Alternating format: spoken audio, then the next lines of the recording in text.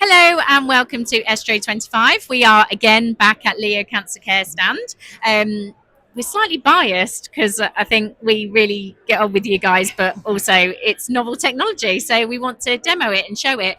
And especially because therapeutic radiographers in the UK may never have thought of anything like this or heard about it. So we're keen to share that experience.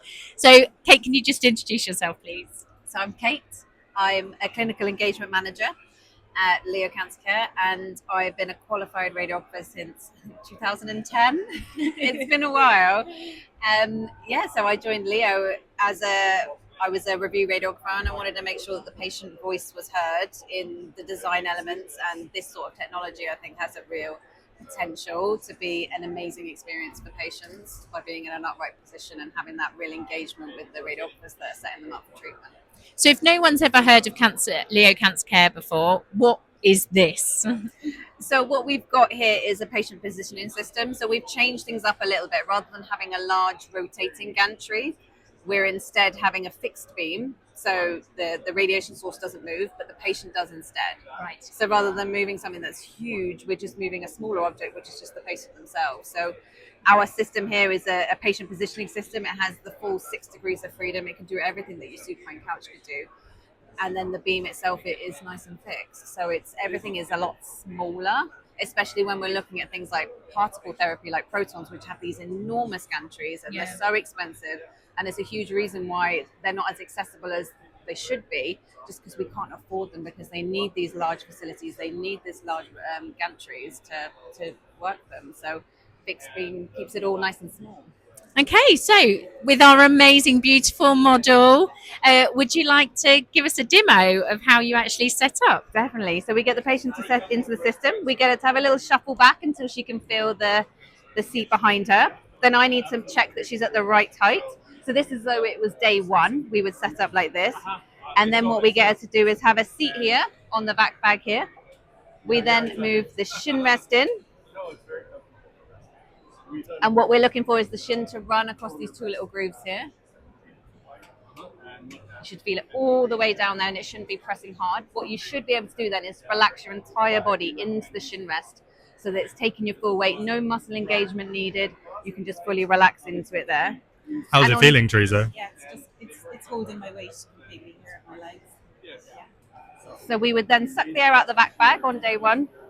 So this is for stability, it's for comfort, it's for reproducibility. So the position we've got her in is what we call a perch position. So it's really good if we're treating the pelvis, because it really opens up the area so we can get that beam access without treating through the thighs. We can have our patient in a fully seated position. So if we're treating the head and neck, we don't need that perch position. We can have them fully seated just to be as comfortable as possible. So we put an abdominal belt on here, more for comfort more than anything. The patients that we've had sat in the system like it from us. They just feel quite safe having something across them. So it's not really keeping them in a sort of a position. It's not going to stop you moving, but it is just a gentle reminder to stay still. And it's just nice having something across you. Yeah, it's not compressing anything. You can breathe away normally. So yeah, it's good. So we've got a tray rest here. So what we're doing is working. We've got a lot of different prototypes. Depending on where we're treating, we need to do something with the arms. So if we're treating a breast, we obviously want them nice and up, and same with the lungs.